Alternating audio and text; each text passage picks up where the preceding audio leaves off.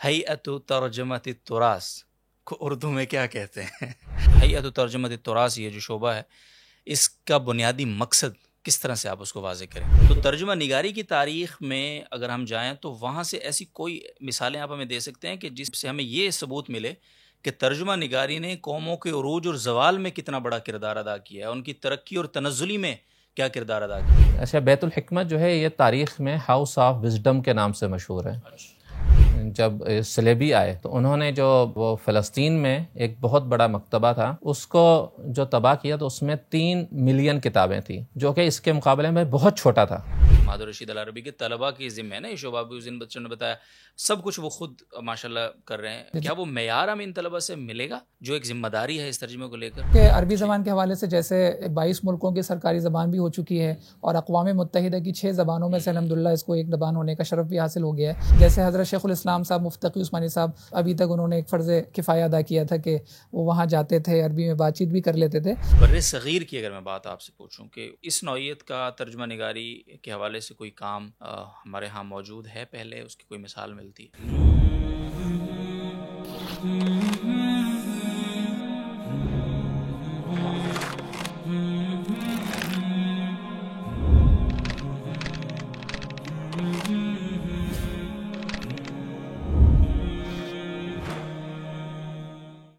بسم اللہ الرحمن الرحیم، السلام علیکم ورحمۃ اللہ وبرکاتہ۔ ناظرین محترم، آپ سے ہم نے وعدہ کیا تھا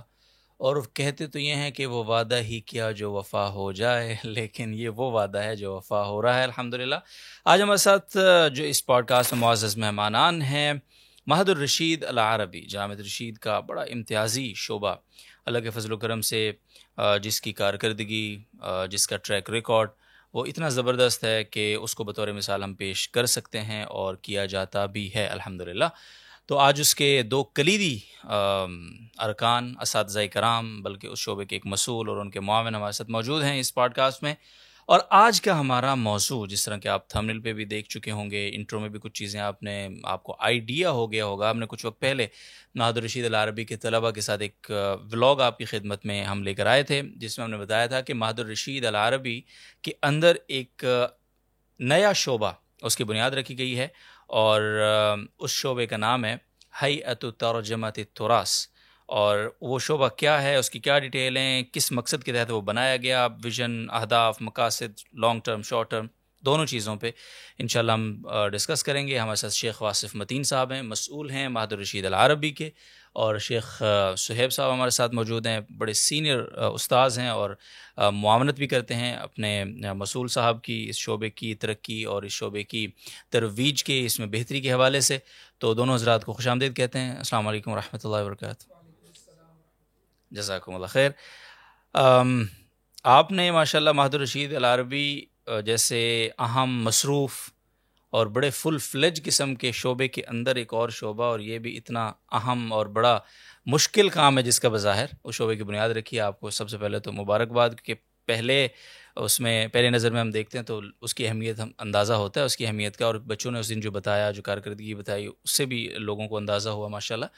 آج کچھ ڈیٹیل ہم آپ سے جاننا چاہیں گے۔ سب سے پہلے تو شیخ صہیب صاحب سے میں آغاز کروں گا، اگر آپ اجازت دیں گے، مسئول صاحب کی اجازت سے میں معاون کی طرف جاؤں گا۔ یہ جو نام ہے بڑا مشکل سا نام ہے، اس کو عام فہم ہم جیسے عامی لوگوں کے لیے اگر آپ بیان فرمائیں کہ ہیئت ترجمۃ التراث کو اردو میں کیا کہتے ہیں، اگر میں آپ سے یہ پوچھوں تو پلیز ہماری آڈینس کے لیے، ہمارے لیے اس کو ایکسپلین کیجیے گا۔ دیکھیں، ہیئت ترجمۃ التراث، اس کا مطلب ہے کہ ایسا ادارہ جو ہمارے کابر کا جو علمی سرمایہ ہے اس کو ایک زبان سے دوسری زبان میں وہ کنورٹ کرتا ہو، اس کا ترجمہ کرتا ہو۔ تو حیہ کا مطلب ادارہ ہے، اور ترجمہ کا مطلب تو اردو میں بھی ترجمے کے لیے استعمال ہوتا ہے، اور جو ہے تراث کا مطلب علمی سرمایہ۔ تو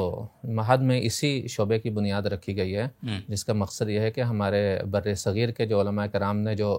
علمی سرمایہ چھوڑا ہے اس کو کس طرح سے اردو زبان سے عربی زبان میں منتقل کیا جائے۔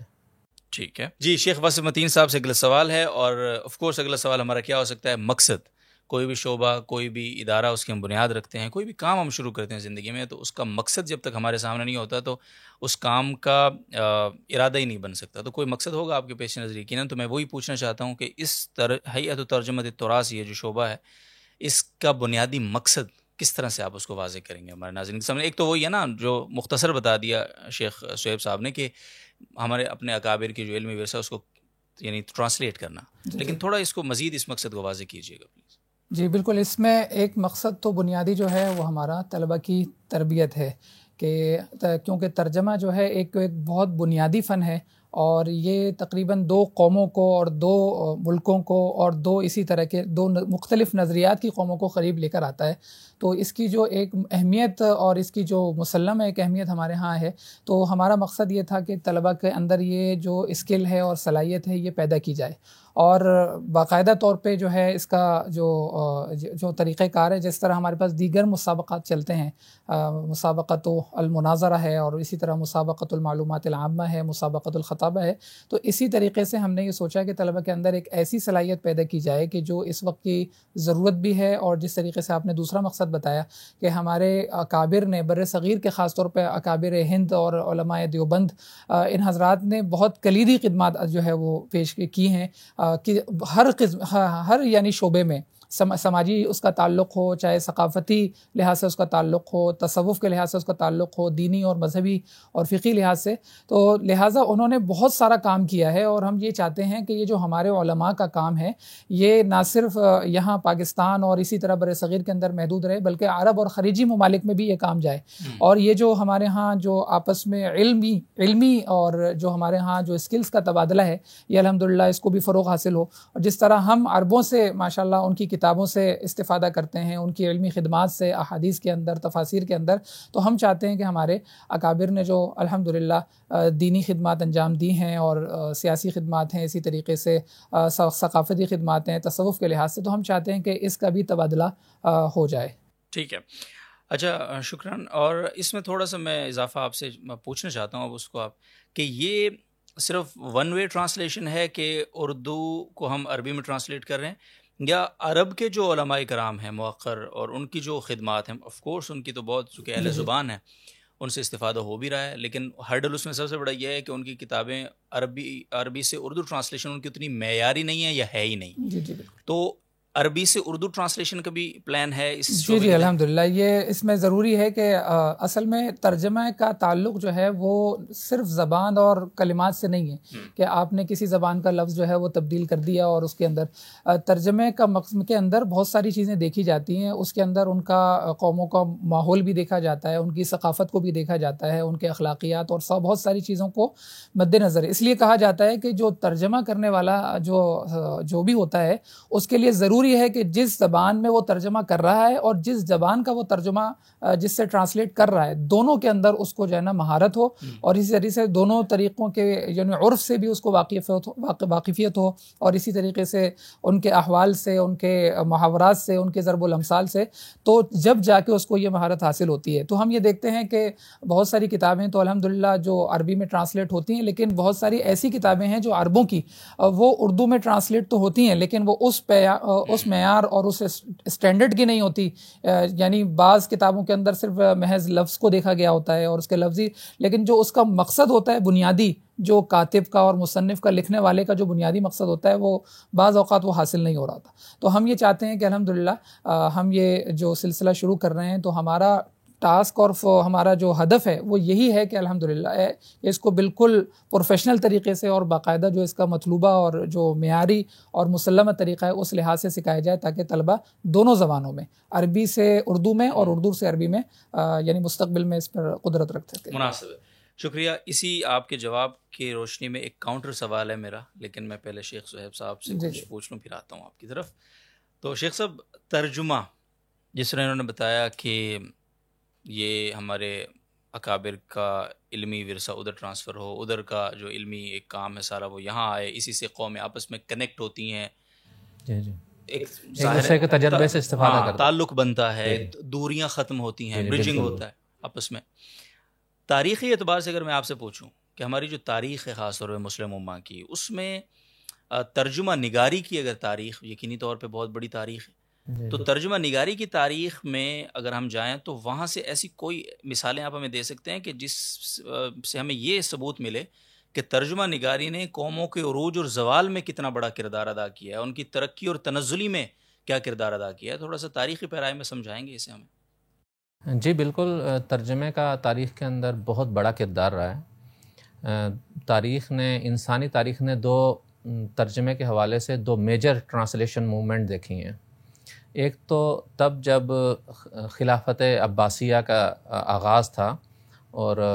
دوسرے جو عباسی خلیفہ تھے ابو جعفر المنصور، ان کو کافی زیادہ علمی ذوق تھا ان کا،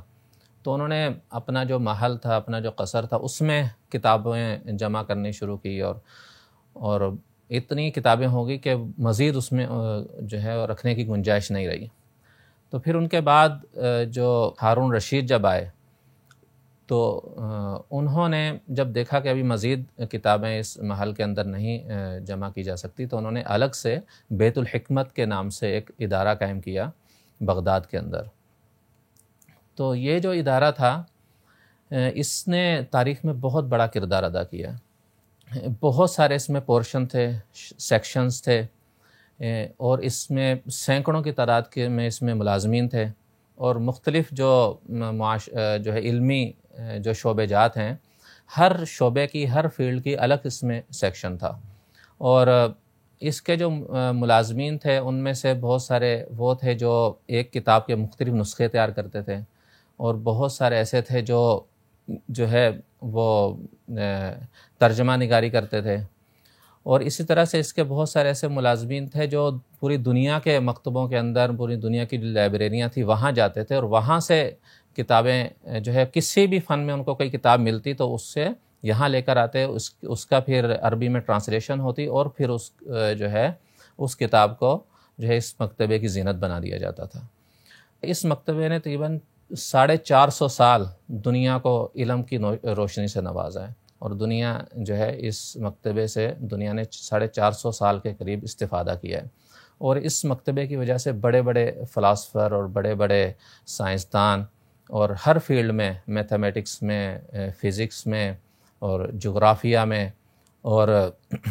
کیمسٹری میں، تقریباً ہر فیلڈ کے بڑے بڑے ماہرین جو ہے پیدا ہوئے۔ اور صرف اتنا نہیں، بلکہ اس مکتبے سے اور اس لائبریری سے متاثر ہو کر اور بھی عالم اسلام میں کئی دوسری علاقوں میں، دوسرے شہروں میں، دوسرے ملکوں میں اور بھی اس طرح کے جو ہے وہ مکتبے قائم ہوئے۔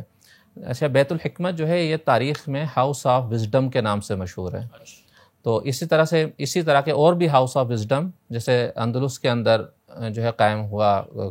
جو ہے وہ شام میں قائم ہوا، مصر میں قائم ہوا، اور طرابلس میں قائم ہوا، قیروان میں قائم ہوا۔ تو مختلف جو ہے وہ شہروں میں، مختلف علاقوں میں جو ہے وہ اس طرح کے مکتبے قائم ہوئے، اور تقریباً 450 سال میں جو ہے اس میں اگر کتابوں کی تعداد کی بات کی جائے تو وہ ملینز میں تھی۔ یہاں تک کہ جب سلیبی آئے تو انہوں نے جو ہے وہ فلسطین میں ایک بہت بڑا مکتبہ تھا، اس کو جو تباہ کیا تو اس میں 3 ملین کتابیں تھیں، جو کہ اس کے مقابلے میں بہت چھوٹا تھا۔ لیکن جو ہے، اور جب تاتار آئے اور جو ہے انہوں نے جب بغداد کا سقوط ہوا، بغداد کو تباہ و برباد کیا، اس کے ساتھ اس مکتبے کو بھی تباہ و برباد کر دیا۔ اس میں جتنی کتابیں تھیں ساری اٹھا کر جو ہے میں دجلہ نہر کے اندر گرا دی، اور کئی دن تک جو ہے اس کی سیاہی کی وجہ سے، کتابوں کی سیاہی کی وجہ سے جی دریا کا پانی جو ہے وہ سیاہ ہو گیا۔ ٹھیک ہے۔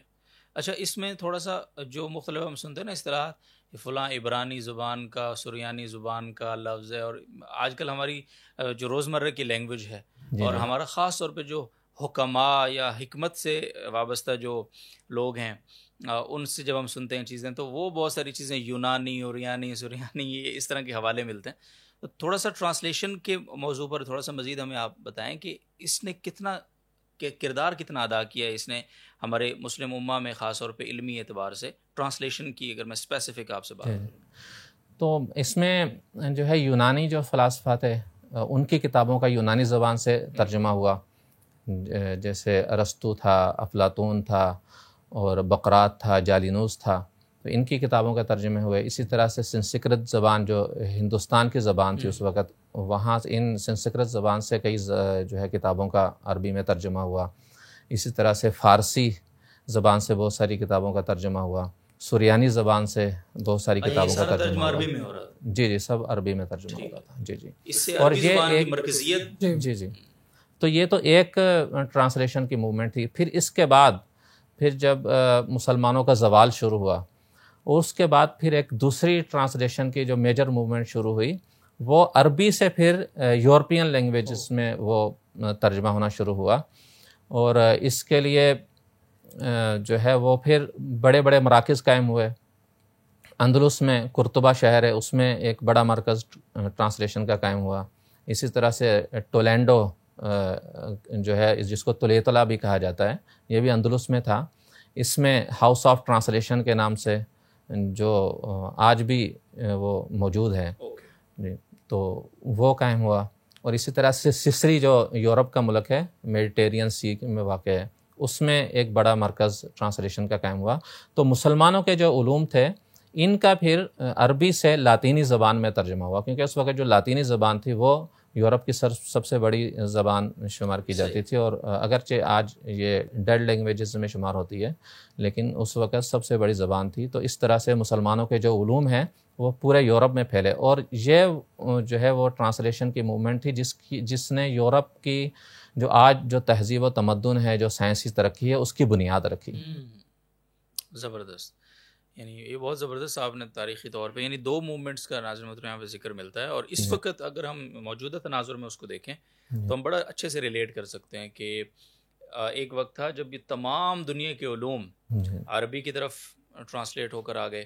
اور پھر جب ہمارا زوال شروع ہوا، یعنی مسلمانوں کا جو عروج کا دور تھا اس میں پھر جب ہمارا زوال شروع ہوا تو تمام کے تمام وہ جو علوم تھے جو ہماری میراث اور تراث، اس کی بات اب ہم کر رہے ہیں،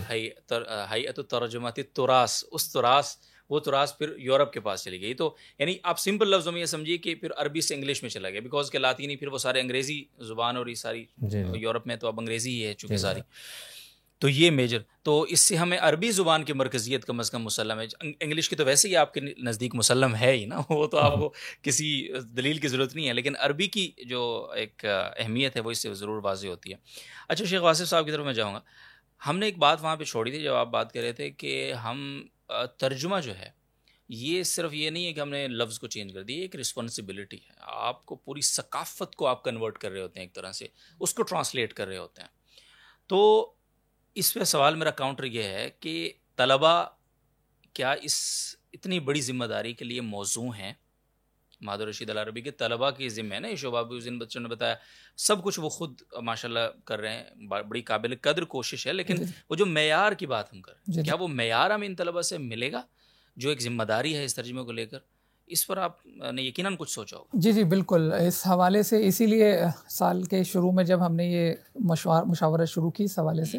تو ہم نے باقاعدہ پہلے اساتذہ کی سطح پر اس کی میٹنگز کی، اور ہم نے اس کا باقاعدہ طور پہ نظم طے کیا کہ ابتدائی مرحلہ اس میں کیا ہوگا اور انیشیل لیول اس میں کیا ہوگا، کس طرح طلبہ کی تربیت کی جائے گی. تو اس میں الحمدللہ ہمارا یہ طے ہوا کہ طلبہ کو شروع میں ورکشاپس کروائی جائیں گی تاکہ طلبہ جو ہے ترجمے کے حوالے سے یوز ٹو ہو جائیں. جیسے میں نے عرض کیا کہ یہ طلبہ وہ ہیں جو ہمارے پاس کچھ عرصے سے عربی سیکھنے کے لیے آئے ہیں، یہ اجمی طلبہ ہیں اور عربی سیکھنے کے ان کی مادری زبان تو عربی ہے نہیں. تو یہ طلبہ جو ہے اب انہوں نے عربی سیکھی، تو لہٰذا ترجمہ جو ہے وہ عربیت سیکھنے سے الگ تھوڑا فن ہے، یعنی یہ باقاعدہ فن کے طور پر ہے، اس کو پڑھایا جاتا ہے، سکھایا جاتا ہے. جیسے شیخ صاحب نے فرمایا نا کہ ان کی پی ایچ ڈی اور ایم فل جو ہے وہ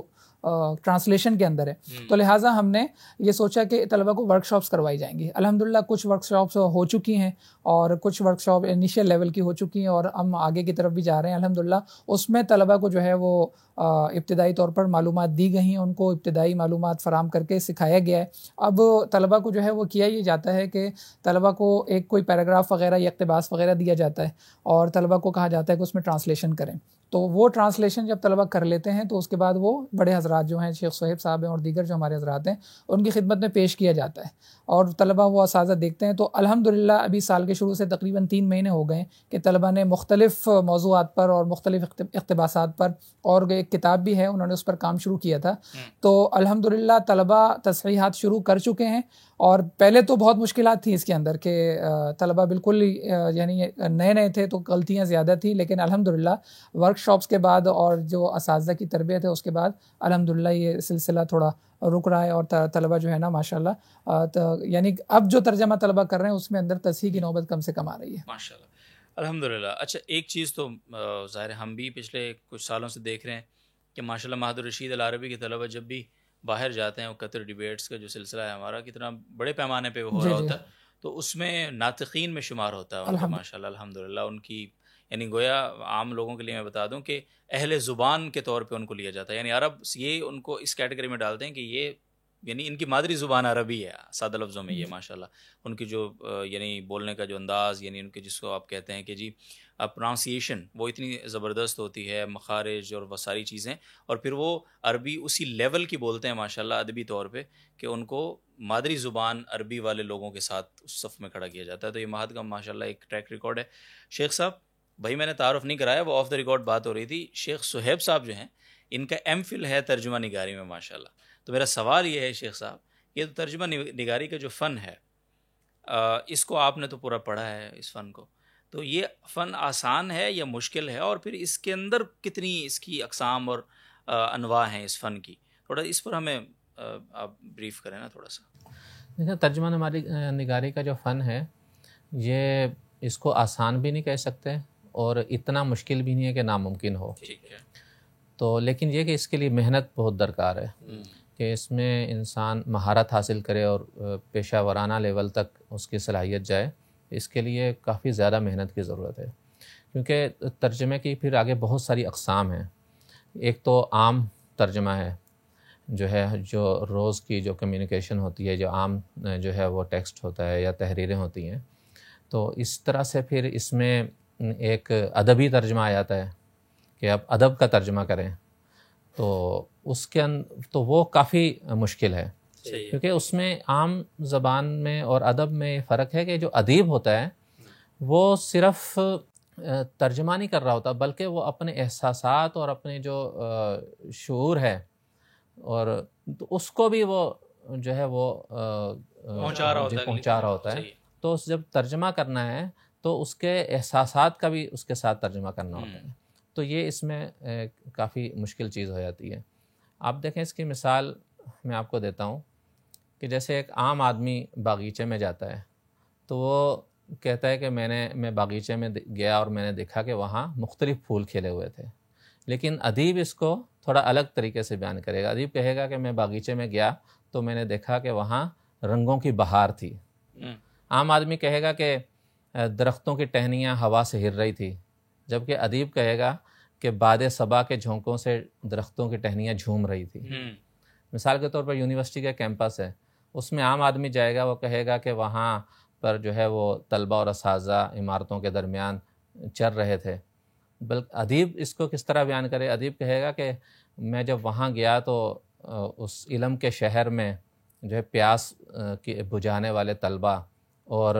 جو ہے وہ علم و ہنر بانٹنے والے اساتذہ کی وہاں چہل پہل تھی. تو وہ اس کو بہت خوبصورت کر دیتا ہے اور اپنے جذبات اس میں ڈال دیتا ہے. تو اس جذبات کی بھی ترجمانی کرنی ہوتی ہے. اسی طرح سے ایک ایکیڈیمک ٹرانسلیشن ہے کہ جب ہم مختلف تعلیمی جو نوعیت کی ٹرانسلیشن ہوتی ہے اور مختلف جو فیلڈز ہیں، مثال کے طور پر لیگل ٹرانسلیشن ہے، میڈیکل ٹرانسلیشن ہے، اکنامک ٹرانسلیشن ہے، تو ہر فیلڈ کی اپنی اپنی جو تقاضے ہیں، اپنی اپنی ریکوائرمنٹس ہیں، تو ان سب کو دیکھ کر جو ہے وہ ٹرانسلیشن کرنی ہوتی ہے. دوسرا پھر ٹرانسلیشن میں ایک جو مشکل پہلو یہ ہوتا ہے کہ ٹرانسلیٹر کے لیے ضروری ہے کہ اس کو دونوں زبانوں میں کمانڈ ہو. ایک جو سورس لینگویج ہے، ایک جو ٹارگٹ لینگویج ہے. اور پھر یہ جو ایکیڈیمک ٹرانسلیشن ہوتی ہے اس میں ٹرمز کا استعمال بہت زیادہ ہوتا ہے. صحیح. تو جب اس نے ٹرانسلیشن کرنی ہوتی ہے تو اس کے لیے ضروری ہے کہ دونوں زبانوں میں استعمال ہونے والی جو ٹرمز ہیں، جو اصطلاحات ہیں، ان سے وہ گہری اور اچھی طرح اس کو واقفیت حاصل ہو. مثال کے طور پر قانون ہے، لیگل جو ٹرانسلیشن ہے، تو اس میں جو ہے اس کے جو تصورات ہوتے ہیں، تو جب تک وہ جو ہے ٹرانسلیٹر اس سے واقف نہیں ہے، اس کے بنیادی تصورات سے اور اس کی اصطلاحات سے، تو وہ اور یہ اتنا حساس ہے کہ اس میں جو ہے وہ احکام ہیں، ان کی تنفیذ ہونی ہوتی ہے، ان کی امپلیمنٹیشن ہونی ہوتی ہے. تو اس میں تھوڑی سی غلطی بھی بہت بڑی غلطی ہے. اسی طرح سے میڈیکل ہے، اسی طرح سے اکنامک ہے. اس میں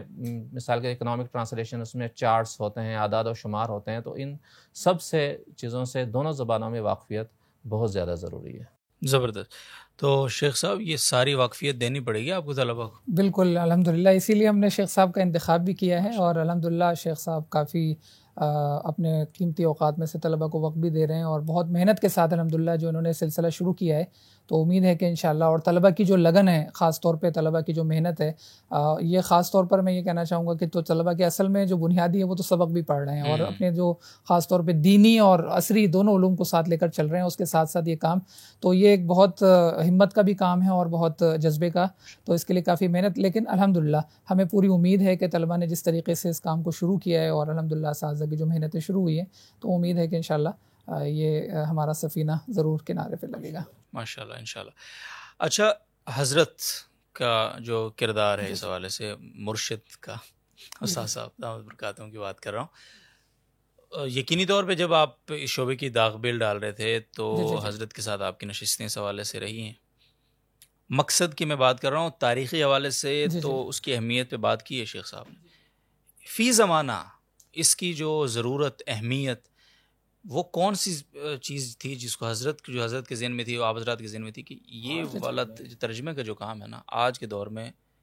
ان وجوہات سے بہت ضروری ہے، اس کی اہمیت ان وجوہات سے بہت زیادہ ہے؟ جی بالکل، اس میں حضرت کا جو بنیادی مقصد ہے، پھر پہلے تو میں حضرت کا شکریہ ادا کروں گا، حضرت نے بہت زیادہ ماشاءاللہ اس میں بہت اہمیت بھی دی، اور خصوصیت کے ساتھ ہمیں اس نصائح اور ارشادات سے بھی نوازا، اور ہمیں ہماری رہنمائی بھی کی، اور ہماری تشجیع بھی کی، ہمت دلائی، اور الحمدللہ حضرت کے جو بنیادی مقاصد میں سے ہے وہ یہی ہے، جو ابتدا میں جیسے میں نے عرض کیا کہ جو دو ملک ہیں اور خلیجی ممالک ہیں، خاص طور پر جو بر صغیر کے ممالک ہیں، ان کے درمیان میں جو تعلقات ہیں اور ان کے درمیان میں جو معلومات کی فراہمی ہے وہ اور تبادلہ خیال، یہ بہت آسان سے آسان ترین ہو جائے، بہت سارا قیمتی، کیونکہ عربی زبان کے حوالے سے جیسے 22 ملکوں کی سرکاری زبان بھی ہو چکی ہے، اور اقوام متحدہ کی 6 زبانوں میں سے الحمدللہ اس کو ایک زبان ہونے کا شرف بھی حاصل ہو گیا ہے، تو اس لحاظ سے، اور انٹرنیٹ پر انگلش کے بعد اب عربی زبان ایسی زبان بن گئی ہے کہ اس کے اندر سب سے زیادہ مواد پایا جاتا ہے، تو اس لیے ضروری ہے کہ بہت ساری چیزیں ایسی ہیں کہ جو ان کے پاس تو اسکلز ہیں ہی ہیں، لیکن ہمارے پاس بھی ایسے کارنامے ہو رہے ہیں الحمدللہ، ایسی خدمات انجام دی جا رہی ہیں کہ ہم چاہتے ہیں کہ یہ خدمات یعنی ہمارے بھائی جو ہیں خلیجی ممالک کے اندر ہیں، مختلف ممالک ہیں، ان تک بھی پہنچیں، جس طرح ہمارے طلباء ڈیبیٹ کے لیے قطر جا رہے ہیں، دیگر ممالک میں جا رہے ہیں، تو ہم چاہتے ہیں کہ یہ تعلقات یونیورسٹیز کی سطح پر ہوں، ہمارے طلباء یہاں سے یعنی جامعات، دیگر جامعات میں بھی جائیں، وہاں سے بھی استفادہ کریں، وہاں سے علوم حاصل کریں، اور یعنی وہاں جانے سے پہلے ہمارا طالب علم یوز ٹو ہو جائے، اور وہاں کے جو حضرات ہیں ان کے لیے جو ہماری کافی جو معلومات ابھی تک مخفی ہیں، ان تک نہیں پہنچ سکی ہیں، تو وہ حضرات بھی، جیسے حضرت شیخ الاسلام صاحب مفتی تقی عثمانی صاحب دامت برکاتہم، ابھی تک انہوں نے ایک فرض کفایہ ادا کیا تھا کہ وہ وہاں جاتے تھے، عربی میں بات چیت بھی کر لیتے تھے، لیکن الحمدللہ کیونکہ اب تو گلوبل ولیج ہے، اور ماشاءاللہ ہر ایک کو ہر ایک کی معلومات بھی ہیں، تو لہٰذا ہم یہ چاہتے ہیں کہ یہ فاصلے کم ہوں، اور ہمارا جو علمی تبادلہ ہے اور دینی اور ثقافتی تبادلہ ہے الحمدللہ یہ ہوتا رہے، اور یہ ایک زبان ہے، اس حیثیت سے ہم چاہتے ہیں کہ اس کی وجہ سے۔ اچھا، اس حوالے سے ایک امپورٹنٹ بات یہ بھی ہے کہ امت مسلمہ کا جو باہمی اتفاق و اتحاد ہے نا، جی اس کے لیے بھی اس کی بہت اہمیت معلوم ہوتی ہے، کمیونیکیشن کو ہم زیادہ سے زیادہ آسان بنائیں آپس میں،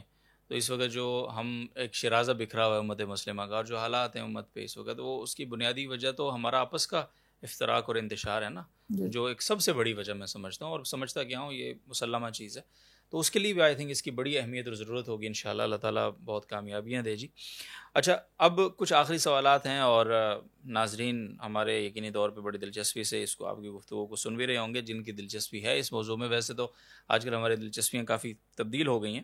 لیکن امید ہے کہ انشاءاللہ بہت سارے لوگوں کے لیے یہ ایک بڑی زبردست کانورسیشن ہو رہی ہوگی۔ اچھا، یہ تھوڑا سا مجھے شیخ صہیب صاحب سے پوچھنا ہے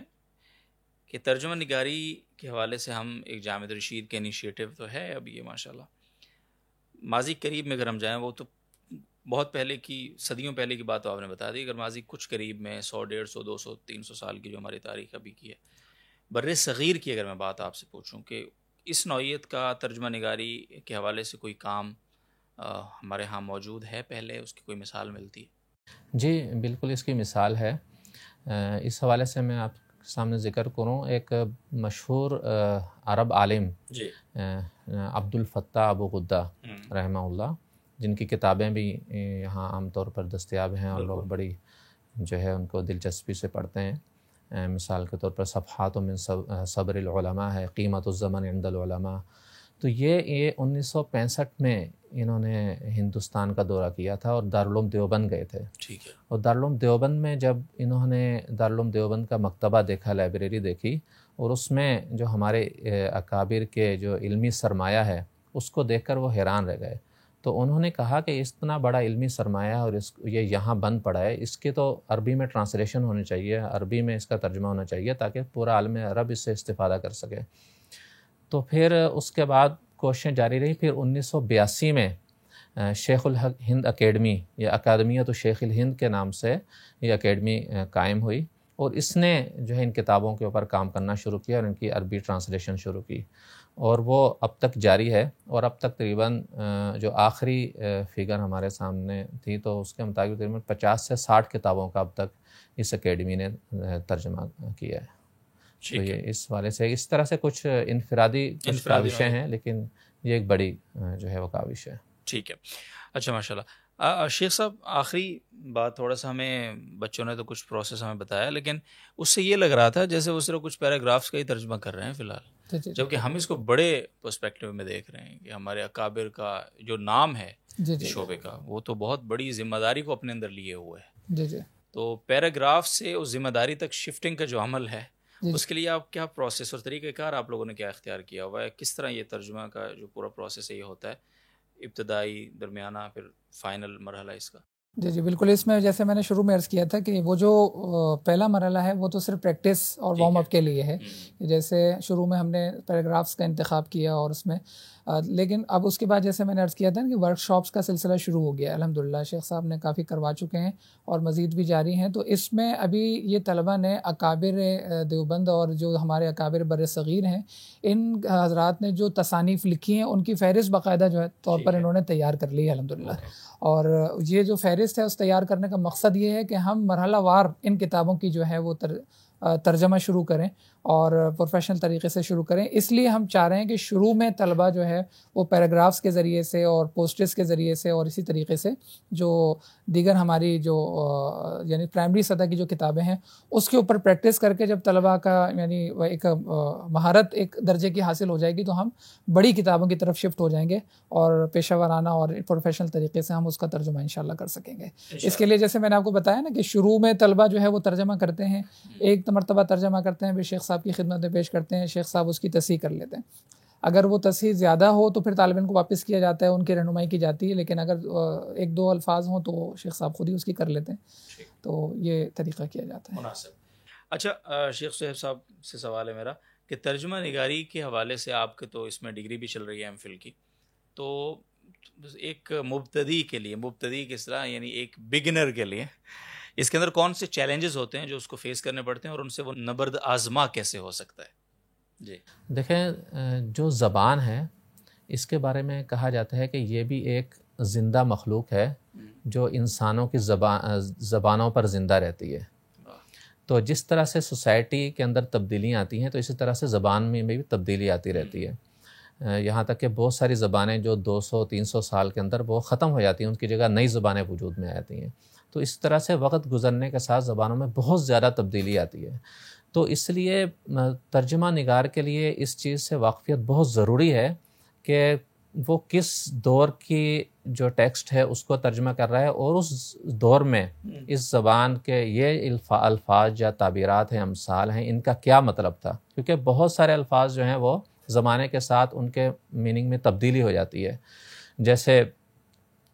بہت سارے الفاظ ایسے ہوتے ہیں کہ ان کے معنی کے اندر بہت عموم ہوتا ہے، لیکن وقت گزرنے کے ساتھ ساتھ ان کی جو اپنے معنی کے اوپر دلالت ہے وہ بہت سکڑ جاتی ہے. اور بہت سارے الفاظ ایسے ہیں کہ وقت گزرنے کے ساتھ ساتھ ان کے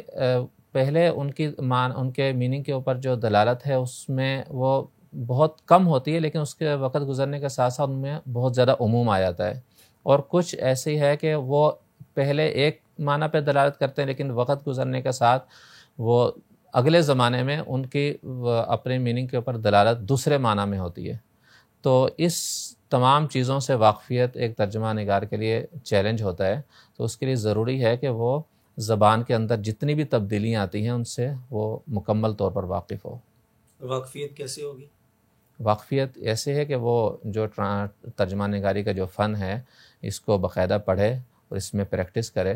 تو، اور اس کے اوپر جو کچھ لکھا جا چکا ہے، جو تحقیقی کام ہو چکا ہے، اس سے وہ واقف ہو اور زیادہ سے زیادہ مطالعہ کرے اور اس کی زیادہ سے زیادہ پریکٹس کرے انشاءاللہ۔ ٹھیک ہے،